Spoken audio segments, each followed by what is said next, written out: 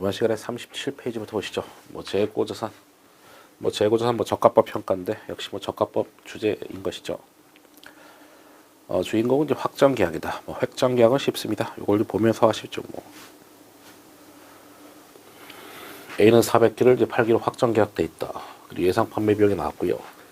저가법에서는 재고자산 평가 손실 아니면 기말 재고를 물어보는 것인데 바로 들이대보자. A는 400개, 확정계약분, 그리고 미계약분이 이렇게 있는 것이죠. 그리고 좀 한 줄 더 내립시다. 자리가 없으니까. 어차피 A만 포인트 아닙니까?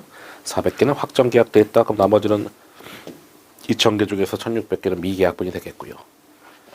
단가는 원가가 되겠죠. 단위당 원가. 얘랑 다를 이유가 없겠죠. 장부에 있는 금액이니까. 박스에 있는 거는 미계약분입니다. 예상 판매가 빼기 예상 판매 비용에서 빼. 그러면 160. 확정 계약 쪽에서는 260 빼기 예상 판매 비용 해서 240 하시면 되는 거지. 그렇죠? 이걸 다시 쓰면은요. 260 빼기 20, 220 빼기 60입니다. 그래서 계산을 한다면은 여기 원가보다 시가가 더 크기 때문에 평가서실 없고 원가보다 시가가 작네. 그래서 1600 곱하기 40 하면 되겠죠. 64,000. A쪽은 그렇고요. B쪽은 어차피 미계약분이기 때문에 여러분이 각자 하시면 되겠습니다. 그리고 제가 이걸 왜 굳이 플러스 쓴 겁니까? 하고 싶은 얘기가 이거지. 얘랑 다르다? 당연한 거 아니냐? 그래서 제가 쓴 이유가 이거예요. 만약에 260에 판매하기로 확정 계약됐는데 요게 안 나왔어. 안 나오면 뭡니까? 260 빼기 빵인 거지. 안 나왔다고 여기 있는 예상 판매 비용 갖다 쓰면 안 된다고. 안 나오면 그냥 빵인 거라고. 여기가요. 20 대신 빵이라고. 됐죠? 그게 포인트. 예, B는 각자. B는 어차피 미계약분이기 때문에 똑같다. 그 다음 매출 총익률법. 매출 총익률법은 이럴 때 쓰는 거죠. 화재나 홍수 같은 게 나가지고 자료가 다 날라갔다 이거예요. 그래서 우리 주인공 매출원가 기말재고 모르기 때문에 추정하겠다. 기초재고 단기 매입. 매출원가 기말재고고 언제나 왼쪽 데이터는 주어진다. 기초하고 매입이 주어졌죠. 더해서 180만원. 오른쪽을 구하는 건데 이렇게 하는 거지. 단기 매출 곱하기 아무리 불이 나도 매출 같은 거 다 전산 처리가 되기 때문에 핵폭탄이 떨어져도 다 전산으로 다 백업이 다 돼 있다고. 그래서 매출액은 항상 자료가 있다 이거예요. 여기다가 매출 원가를 때리면 되겠죠. 매출 원가를 주어지면 재미없으니까 맨날 매출 총이익률이 주어진 거야. 야 매출 원가 또는 매출 총이익률은 사실상 일정하다. 전기 단기 다 똑같다 이거지. 그래서 0.7을 때리는 것이죠. 이게 원가율이죠. 왜냐면 매출 총이익률 30%면 원가율 70%고 매출 총이익률이 20%면은 원가율 80%고 그런 거 아닙니까? 매출 예를 들어 100, 매출 원가 70, 매출 총이익 30 이런 거잖아. 매출분의 매출 총이익이 매출 총이익률 30%, 매출분의 매출 원가 70%. 두 개 항상 더하면 100%다. 그러면 여기가 134만 4천이면 180만 원에서 얘를 빼면은 기말재고 되겠죠? 얼마야? 45만 6천 원. 시험은 크게 두 개. 첫 번째, 화재 손실 전 기말재고 추정 금액 얼마냐? 그럼 얘가 정답. 화재 손실 전 기말재고 추정 금액 하면은 얘가 정답. 두 번째, 그럼 또 재미없으니까 화재 손실 금액이 얼마냐라고 물어보는 것이죠. 야, 불이 탔는데 20만 원은 자산의 가치가 남아있어. 그 얼마 불탄 거요? 불이 안 탔으면 45만 6천 원. 불타서 20만 원 가치밖에 없어. 불탄 금액 얼마? 25만 6천 원. 걔가 두 번째 시험 문제죠. 당연히 두 번째 시험 문제가 훨씬 더 잘 나오는 것이죠. 또 요거 아니면 요거 둘 중에 하나가 시험에 나온다.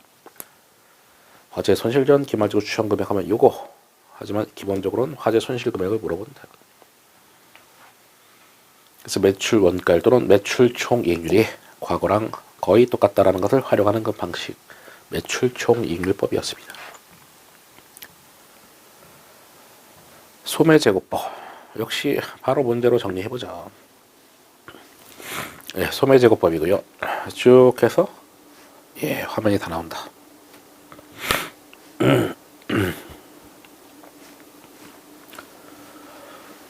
뭐 데이터 주어졌습니다.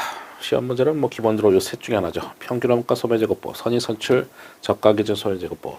기마제곱 얼마냐, 매출원가 얼마냐. 결국은 다 똑같은데 요 세 가지 방법에 따라서 원가율만 다른 것이죠.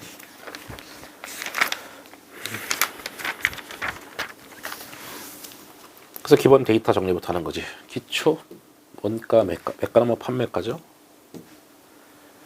단기 매입 136만원, 156만원. 그 단기 매출, 매가니까 여기겠죠. 판매가, 매출이죠. 순인상액은 순액, 순자가 등장하면 항상 뭔가 뺀 게 있는 거잖아. 순액이니까. 가격을 쭉 올렸다가 좀 낮춘 거. 요것이 순인상액이죠. 그것이 이거든. 예를 들어서 56만원 빼기 2만원. 뭐 이렇게 더 빡시게 주어질 수도 있어요. 인상액, 인상 취소액. 그래서 56만원 빼기 2만원에서 54만원. 물론 56만원, 52만원은 뭐 제가 그냥 얘기한 거니까. 예, 그렇게 주어질 수도 있으니까 정확하게 하시라. 장사가 잘 돼서 54만원만큼 플러스 시킨 것이죠. 또 장사가 안 돼서 가격 낮춘 겁니다. 이만큼 낮췄더니 너무 많이 낮췄어. 다시 올렸어. 이것이 순인하액. 인하액 빼기 인하 취소액. 정확하게 아셔야 된다. 걔는 마이너스가 되겠죠. 그 데이터 정리하면 여기 160만원. 쭉 더하기 빼기 하면 200만원. 그럼 너도 160만원, 200만원 된 것이죠. 그럼 우리가 먼저 할 수 있는 것이 200만원 빼기 170만원에서 30만원. 여기다가 원가를 때리는 것이죠. 매가에다가 원가를 때리면 원가가 나오지 않겠냐. 평균원가 소매제곱법은 가장 쉬운 거죠. 요 160만원 나누기 200만원에서 나눠 80%. 그건 38에 24. 기마재고는 24만원. 그 160만원 빼기 24만원 하면은 매출원가는 136만원. 예, 시험 문제는 기마재고 얼마냐, 매출원가 얼마냐. 둘 중에 하나가 시험 문제. 됐고, 두 번째. 가장 쉬운 걸 한 거고요. 선입선출 소매제곱법. 뭐만 다르다고요? 원가율만 다르다.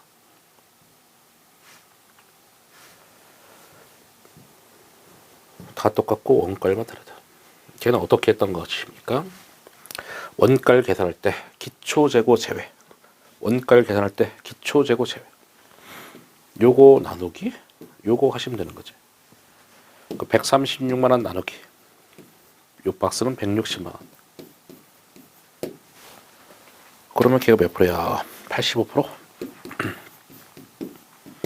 원가를 계산할 때 기초재고 제외한다. 그럼 네가 85%. 그럼 여기는 뭐 25만 5천원.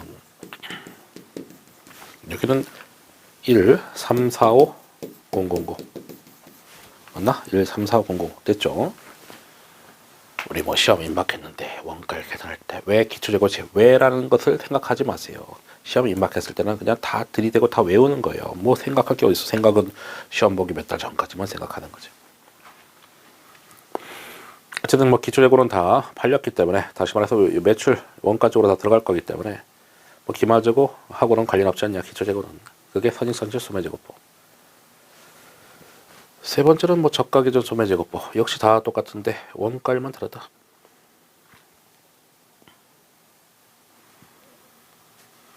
걔는 뭘 제외했습니까? 순인하액 제외. 원가를 계산할 때 순인하액 제외. 그 분자는 160만원. 요거 제외니까 뭐야? 분모는 250만원 되겠지. 예, 이렇게 하면은 뭐야? 64%? 여기다 64% 때려. 그리고 매출 기마재고 나오고 매출원가 나오겠죠. 뭐 그렇게 하는 것이 전통적으로 옛날부터 많이 썼다 해서 뭐 일명 전통법 소매제곱법인데 뭐 정식 용어는 뭐 저가기준 소매제곱법이니까 뭐 신경 쓸 필요 없습니다. 느낌도 비슷하잖아요. 순인하액, 저가, 저가기준 순인하액 느낌 비슷하죠. 얘를 제외한다고. 제외하니까 250만원 되는 거지. 예, 뭐 그렇게. 하여튼 뭐 순인하액을 제외하면은 원가를 낮아져서 뭐 굉장히 보수적인 숫자가 나온다. 그래서 뭐 전통적으로 많이 썼다. 전통적 소매제곱법인데 정식 이름은 저가기준. 이거 섞어서도 할 때가 있죠. 예를 들어서 야 저가기준 선의선출 소매제곱법 이럴 수도 있다고. 그 뭐요? 저가기준 선의선출 소매제곱법이 뭡니까? 원가를 계산할 때 기초재고도 다 제외하고 원가를 계산할 때 모두 제외, 순인하액도 다 제외. 두 개가 짬뽕 되면 그럼 분자는 요거고 분모는 요 두 개 더한 거지. 됐습니까? 그렇게 짬뽕 될 수도 있습니다.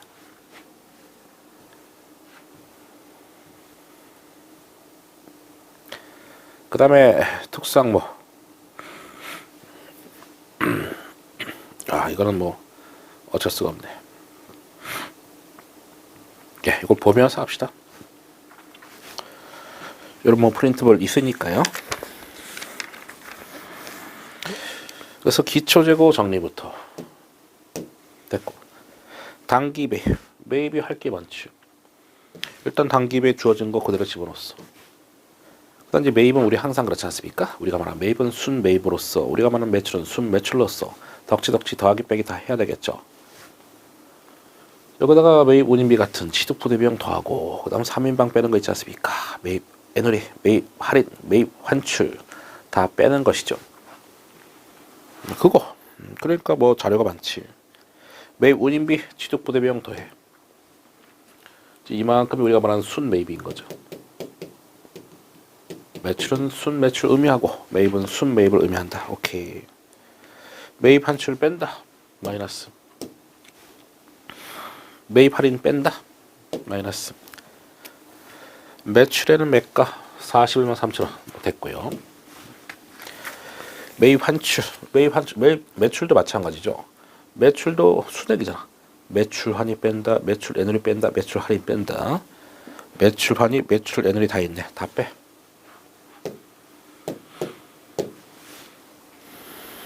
그 다음에 종업원 할인은 좀 이따 하고.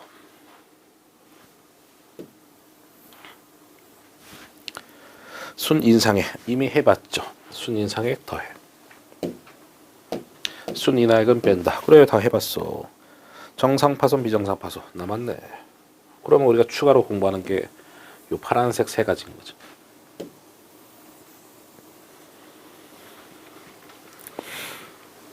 그래서 종업원 할인은 오른쪽이죠. 시험에 임박했는데 왜 오른쪽이냐 생각조차 할 필요가 없죠. 종업원 할인 오른쪽이다. 수박이 만약에 3만 원인데 이거 종업원한테 2만 원에 팔았어요. 그 매출은 2만 원 고치고, 그럼 만 원이 뭐냐? 종업원 할인인 거지. 만 원 이렇게 들어가는 거지. 수박이 3만 원인데 18,000원에 팔았어. 그 종업원 할인 12,000원 들어간다. 뭐 그런 얘기죠. 그러니까 종업원 할인은 매출도 아니고 기마재고 아니라고 별도 항목이라고 됐죠. 정상파손 비정상파손인데 박살난 게 파손 아니겠습니까? 제가 이렇게 기억하자 했었죠. 오른손잡이가 정상이다. 호적에 더한다. 왼손잡이 비정상이다. 호적에서 뺀다. 판다. 왼손잡이 짜증나지만은 기억을 합시다. 그래서 오른쪽이 정상이다. 더해. 왼쪽은 비정상이다. 뺀다. 뭐 그렇게 하시면 돼. 예, 그렇게 해서 하시면 정리하면 뭐 이렇게 나오지. 그러면 여기서 49만 원에서 이거 다 빼면은 얘가 먼저 나오겠죠. 그래서 걔가 얼마냐? 걔는 얼마냐? 9만 원? 이 거기다 원가를 때리면 되는 거잖아. 첫 번째 평균 원가 소매제곱법. 요거 나누기 요거죠. 그렇게 하면은 79%. 딱 떨어졌는지 저도 잘 기억이 안 납니다. 이렇게 계산하면 얘가 나오고 나오는 거잖아. 됐죠? 뭐 계산은 생략. 두 번째 선입선출 소매제곱법은 기초재고 제외 아닙니까? 원가를 계산할 때 요거 요거 나누기 요거. 그러니까 여기에서 이거 빼고 여기서 이거 빼면 되는 거 아닙니까? 하여튼 그렇게 하시면 되겠고, 그 다음에 저가기준 소매제곱법 원가를 계산할 때 뭘 뺀다고요? 순이익을 뺀다. 분자는 그러면 387100, 분모는 50만 원 되겠지. 예, 그렇게 해서 하시면 됩니다. 그러니까 요것은 정상파손 오른쪽, 비정상 왼쪽, 조금 할인 오른쪽, 뭐 그렇게 해서 하시면 돼. 오른쪽은 플러스, 왼쪽은 마이너스. 그 재고자산 다 한 것이죠. 이제 유형 자산이다.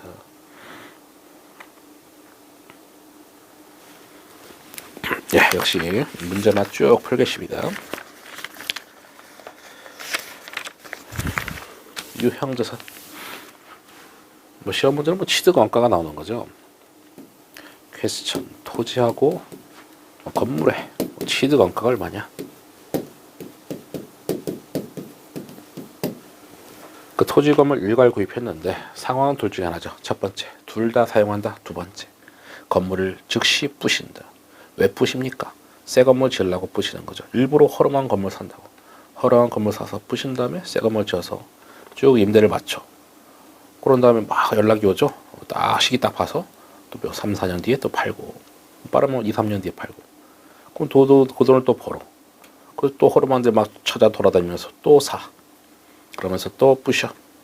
그리고 또 짓고 임대 맞춰서 또 비싸게 또 팔고. 그러면 처음에 예를 들어 한 5억 주고 시작했던 게 나중에 10억 벌고 20억 벌고 점점 공이 하나씩 더 버는 거죠. 나중에 이제 부동산 재벌이 되는 거죠.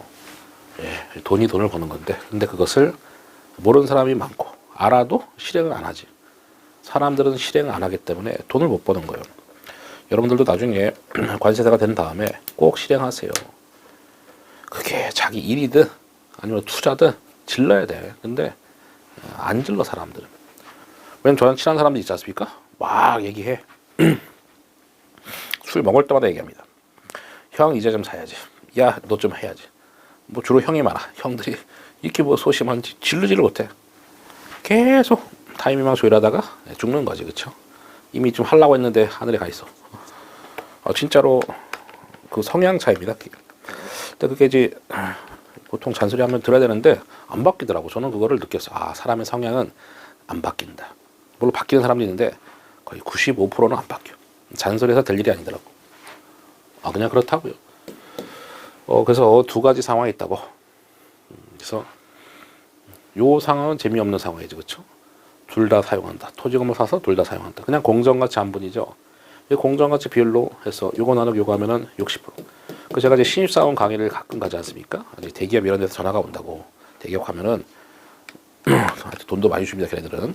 하여튼 뭐 다 걔네들도 지들 돈 주는 게 아니라 나라에서 타먹어서 주는 건데, 어쨌든 거기서 이제 신입사원 강의 같은 게 하고 보면은 제가 막 강의하다가 1교시 때 갑자기 10분 만에 차변 대변 막 이렇게 하다가 아유 다 필요 없고 건물 사세요 이러면서 막 신입사원들 막 웅성웅성 됩니다. 이야 내가 돈이 어디 있냐 이러면서 그런 얘기를 꼭 합니다. 왜냐면 우리는 알잖아요. 우리라 그런가 다 사람마다 다를 텐데 이 직장 생활하는 사람도 알거든. 절대로 자기 월급으로 집을 살 수 없다는 걸 알거든. 그게 뭐 전문직이든 뭐 일반 뭐 직장인든 다 마찬가지입니다. 근데 질러야 되는데 야 내가 이제 월급 꼬박꼬박 모아서 언젠가 사겠지. 근데 언젠가 살라고 했는데 집값이 이미 올랐어. 내 월급 이만큼 올랐는데 벌어지는데 어떡해. 점점 이게 심해집니다.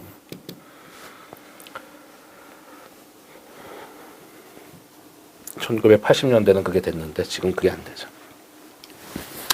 그때는 그랬거든요.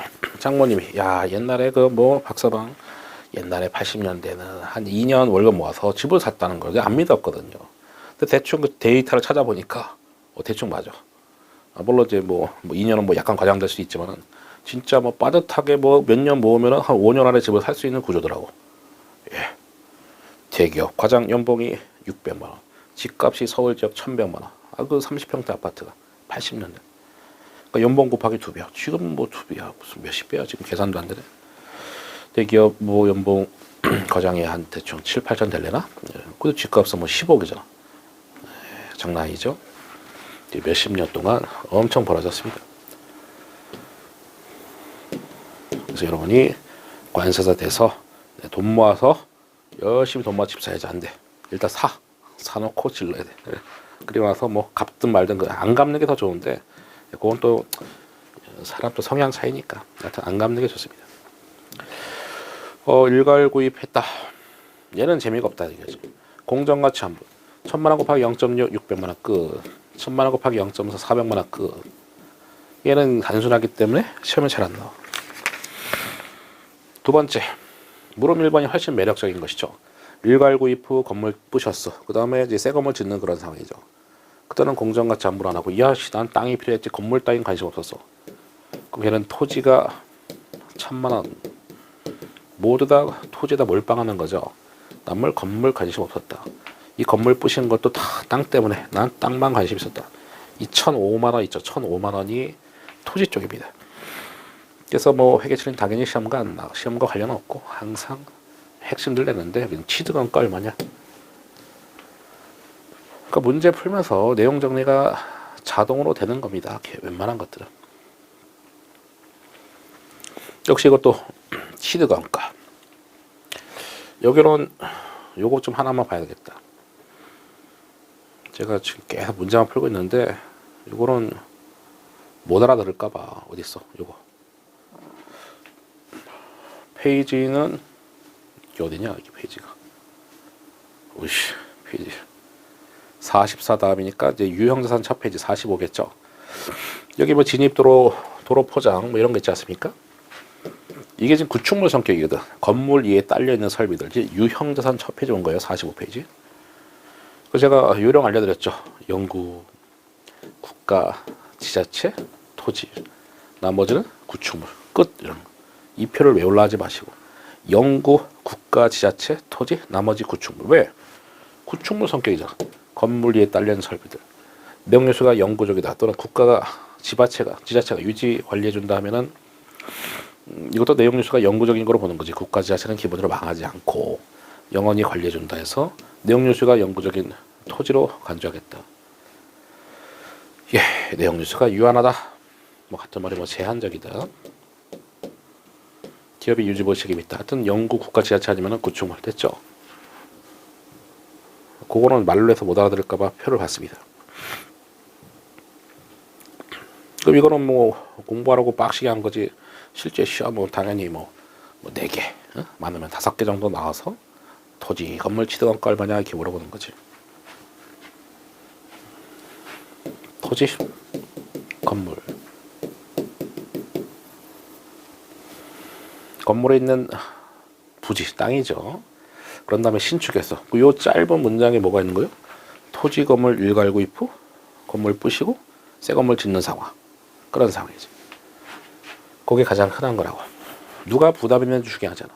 유지보수 책임을 누가 했냐? 진입도로 포장공사비는 지자체. 그 밑에서 3개 이거부터 봅시다.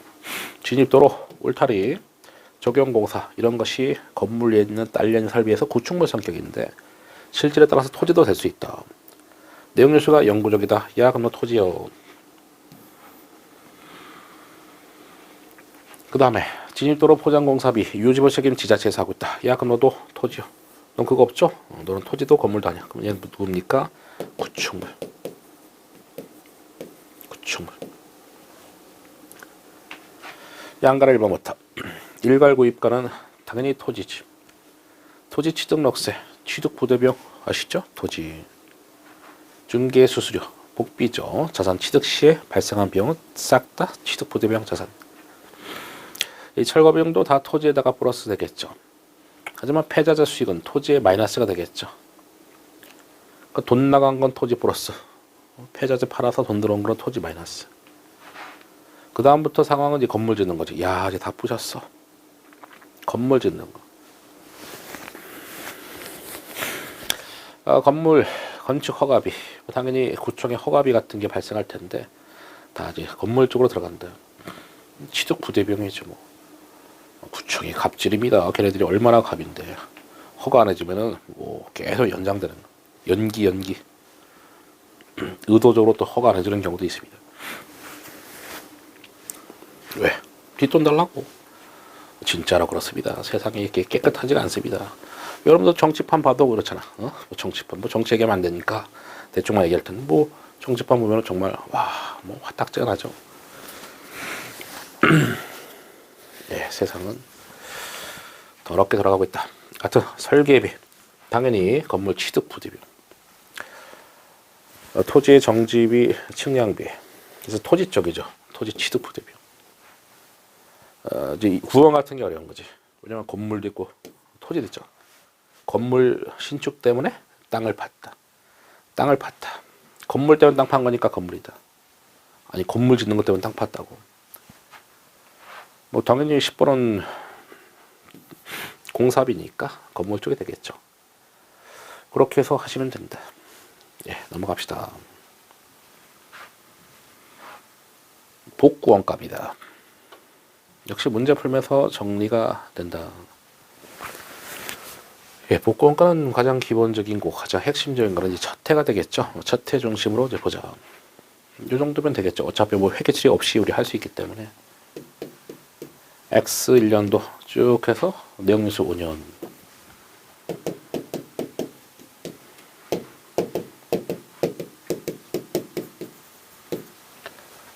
구점으로 설치하는데 100만 원 썼다. 어차피 뭐 숫자 빼고 거의 흡사하게 나오는 거니까 복구 예상 비용 내용연수 종료 시점에 환경 문제 때문에 우리가 복구를 해야 될 의무가 있다는 거예요. 내용연수 종료 시점에 환경 때문에 복구해야 될 의무가 있다. 그거에 대해서 복구 예상 금액을 갖다가 이거 예상치죠. 현재 가치를 해야 되지 않습니까? 현재 가치 할 때 이자를 10% 주어졌고요. 그 현가계에서 때리면 되겠지. 20만 원 곱하기 0.6209에서 뭐 자연스럽게 해야 되겠죠. 이걸 생각하고 있으면 안 되겠죠. 124180. 그럼 더해. 124180.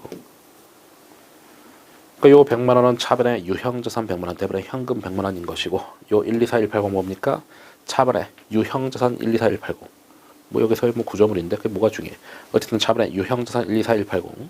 그 취득 부대변 성격이죠. 대변은 복구 충당부채, 복구해야 될 의무가 있다 해서 복구 충당부채 아니겠습니까? 돈 나갈 의무 오케이. 그 요거는 복구 충당부채고 요거는 유형자산 되겠죠. 구조물. 그럼 바로 해보자. 단기손익에 미친 영향 첫 해가 나오는 거지. 두 가지가 있죠. 첫 번째, 이하 유형자산이 있으면 토지 빼고는 기본적으로 감가상 삐인식한다. 124180 취득가고요. 잔존가치가 없이 정액법. 내용연수가 5년이다. 됐죠? 얼마야? 224836 22836 이게 유형자산 취득 원가잖아요. 두 번째, 현재 가치하면 항상 이자가 있죠. 기초장부가 제가 아까 말로 분개했지 않습니까? 124 180 곱하기 10% 모든 현재 가치자는 기초장부가 곱하기 이자율 12418 됐죠? 그것이 단기순위 미치는 영향이니까 비용이니까 마이너스고 비용이니까 마이너스고 이렇게 해서 가감하면 K가 정답이 된다. 핵심은 뭐 물음 3번이죠. 뭐 물음 4번은 뭐 실제 복구 시점인데 우리가 예상을 20만 원 했습니다. 그 실제는 35만 원이야. 기분 나쁘다. 복구 공사 손실해서 비용 15만 원. 20만 원 예상했는데 15만 원 발생해서 어유 기분 좋아. 복구 공사 이익해서 수익 5만 원이 되겠죠. 왜냐면 이렇게 쭉 분기하다 보면 복구 충당부채가 20만 원까지 될 것인데 요 놈이 없어지면서 대변에 현금 나가고 그 차이가 이건데 이걸 뭐 분기로 이해가 안 되면은 그 분기해 보시면 되는 건데 분기하실 필요 없고 어쨌든 실제 복구 시점에는 잘 안 나온다. 썰렁해서 첫 해 중심으로 공부하시면 됩니다. 예, 뭐 됐어요. 우리 뭐 핵심 정리하는 거니까 뭐 더 많은 얘기를 하고 싶어도 제가 꾹꾹 참아야지. 하고 싶은 얘기 다 하면은 뭐 10시간이, 20시간 되고 20시간이, 30시간, 40시간 뭐 계속 늘어나는 거지. 핵심은 꼭 집어서 하는 그런 컨셉이니까 그렇게 해서 첫 해년도 단기 손익에 미친 영향 보시면 된다. 네, 보시죠. 교환.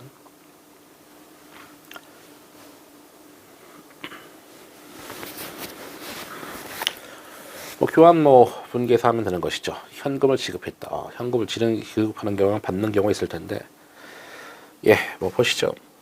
근데 이거는 또 못 알아듣는 사람이 있을까봐 살짝의 내용 정리. 요 표 보면 되겠죠. 전 페이지. 내 거 하나 주고 새로운 거 받는 거잖아. 유형자산 교환을 하는 거죠. 핵심은 취득원가. 상업실질이 있으면 뭡니까? 원마로서 원칙으로 하는 거지. 두 가지 예외사항이 있는 것이고 제공한 게 더 명확하다. 준 거, 내 거 말하는 거죠. 내 거의 공정가치 명확하다. 그럼 제공한 자세 공정가치로 가고요. 대차 차익은 처분 손익이 있는 것이고 만약에 예외적으로 취득한 게 더 명확하면 그럼 그때는 취득한 거로 가져야 그지. 받은 거로. 대차 차익은 처분 손익이고 양쪽 다 공정가치 모르겠다. 뭐 그때는 제공자서 장부가치. 그 얘기 뭡니까? 처분 손익을 인식하지 않겠다라는 것이죠. 장부가랑 취득가를 똑같이 해. 취득원가랑. 그럼 처분 손익이 없겠죠. 상업실 실질이 없어. 그럼 이거랑 똑같습니다. 이것도 처분 손익 인식 안 하는 게 포인트. 해서 기본 내용이 같고, 이제 어려운 거는 요 두 가지겠죠. 위에 거는 현금 수수를 고려한다. 그래서 현금을 지급하면 더하고 취득원가에다가 지급.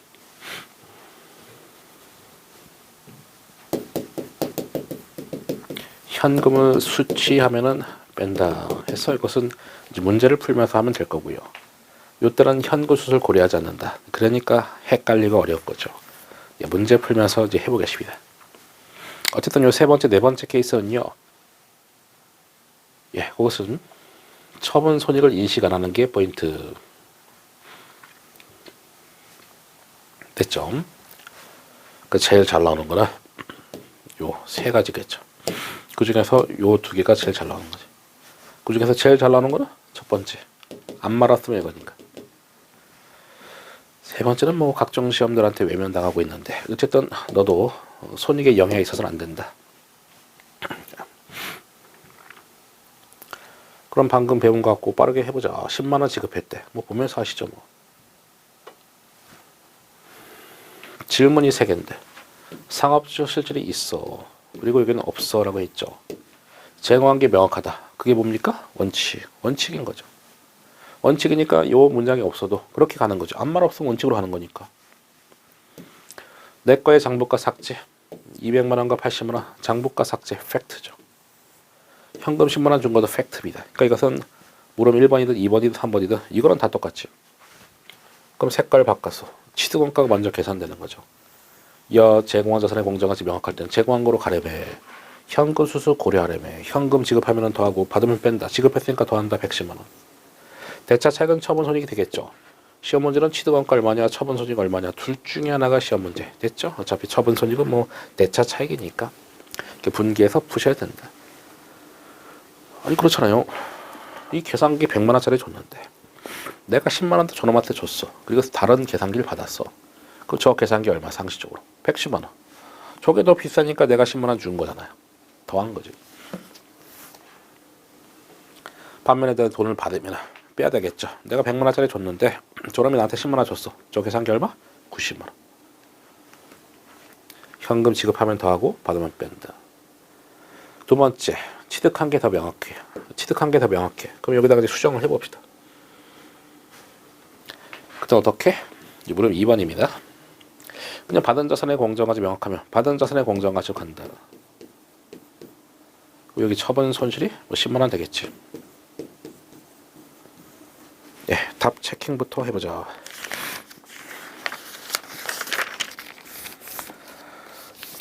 예, 됐죠? 그래서 뭐 시험 문제는 뭐 취득원가 아니면 이건데, 야, 받은 게 명확할 때는 현금 수수 고려하지 않는다라고 아까 박스 봤는데 그때는 고려하지 말래요. 왜냐면 받은 자산의 공정가치 받은 자산 취득원가 하면 되기 때문에. 근데 아까는 뭡니까? 아까는 제공한 거 가지고 받은 거에 취득원가 추정하는 상황이니까 현금 수수 고려하라 한 거고, 요번엔 받은 자산의 공정가치가 있으니까 받은 자산의 공정가치 그대로 쓰라고. 현금 수수 고려하지 않는다. 세 번째, 상업적 실질이 결여됐어. 또 지으면 되겠죠. 얘는 뭐예요? 핵심이 얘는 처분 손익이 빵이야. 그럼 얘는 처분 손익이 없는 거예요. 물음 3번. 그 취득원가는 대차 차익인 거죠. 여기 210만 원, 80만 원이기 때문에 130만 원이 되겠지. 이게 물음 3번의 정답이 된다. 상업적 실질이 결여됐을 때는요. 그때는 처분 손익이 항상 빵이다. 현금을 지급하든 현금을 받았다. 무조건 처분 손익이 빵. 네, 두 번째 케이스, 현금을 받은 케이스. 이번에 10만 원 돈 받았습니다. 역시 또 보면서 하시죠. 현금 10만 원을 받았다. 질문은 아까랑 똑같습니다. 일단 나의 장부가 삭제. 줬으니까요. 장부가 삭제. 10만 원 돈 받은 것도 팩트. 여기까지는 물음 1, 2, 3 다 똑같겠죠. 그리고 상업적 실질이 있고 제공한 게 명확해. 140만 원으로 가되. 아까 현금 지급하면 더하고 받으면 뺀다 했었죠. 10만 원 빼서 130만 원이 시험 문제. 대차 차익은 처분 손익인데 여기는 뭐 처분 이익이 나오네요. 대차 차익. 뭐 그럴 수도 있지 뭐. 처분 이익, 처분 손실 다 가능한 거니까. 둘 중에 하나가 시험 문제다. 그래서 처분 손익을 물어보면은요. 결국은 요 짤막한 분계 뭐 두 줄, 세 줄짜리 하시면 되는 건데 취득원가를 물어보면은 분계가 필요 없는 거지. 그렇지 않습니까?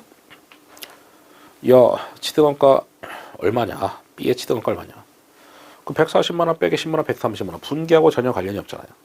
아, 그러네. 이제 그 사실 아셔야죠. 아, 취득원가 물어봤을 때는 분계랑 관련이 없구나. 이 한 줄로 끝나는 거구나. 다만 이제 처분 손익 물어봤을 때는 어차피 대차 차익이니까 이게 분계하셔야 되겠고요. 두 번째 갑니다.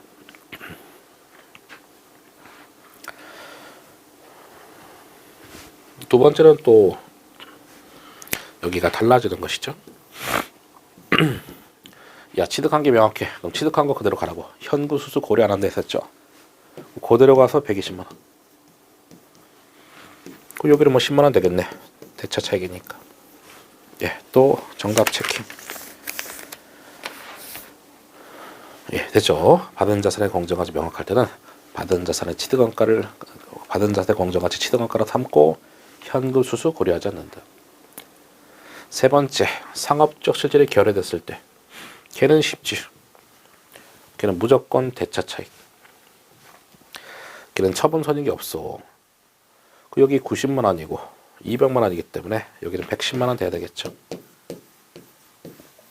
걔는 무조건 처분 손익방. 아니 이 자산 쓰든 저 자산 쓰든 캐시플로에 큰 변동이 없다. 그게 상업적 실질이 결여되는 케이스 아니겠습니까? 그러니까 뭐 야 실질이 바뀌지 않았네. 이익에 영향 없어야 돼. 뭐 그런 관점이라는 겁니다.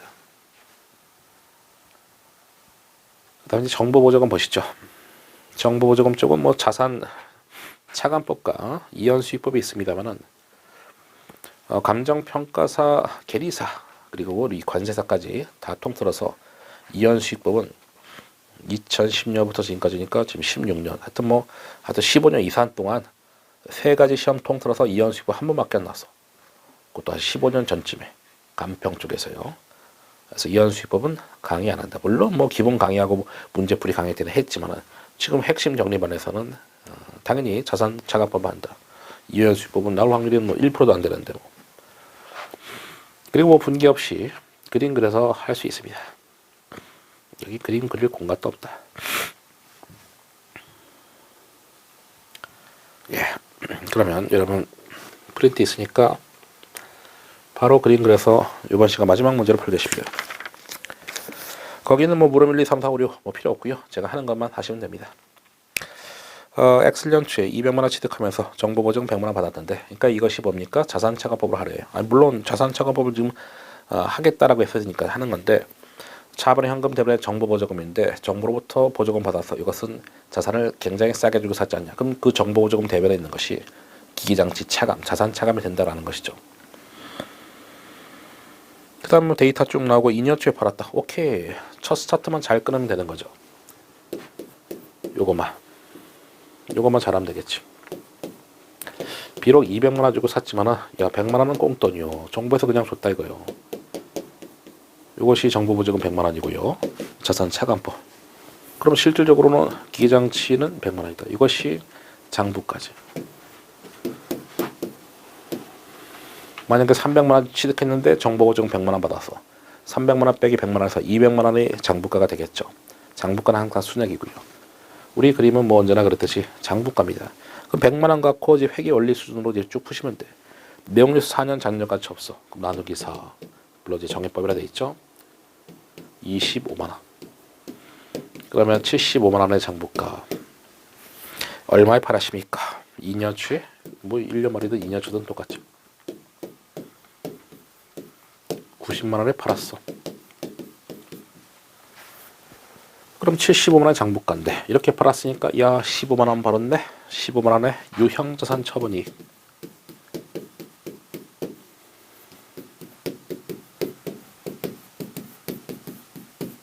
네, 됐죠?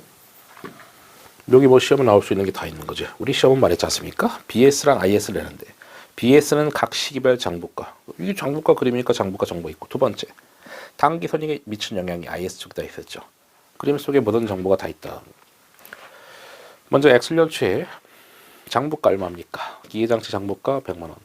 X1년 말 또는 2년 초에 기계장치 장부가 75만 원. 장부가 그림이니까 뭐 당연히 그런 거고. 단기 손익에 미친 영향. X 1년도는요. 마이너스 적어드릴까?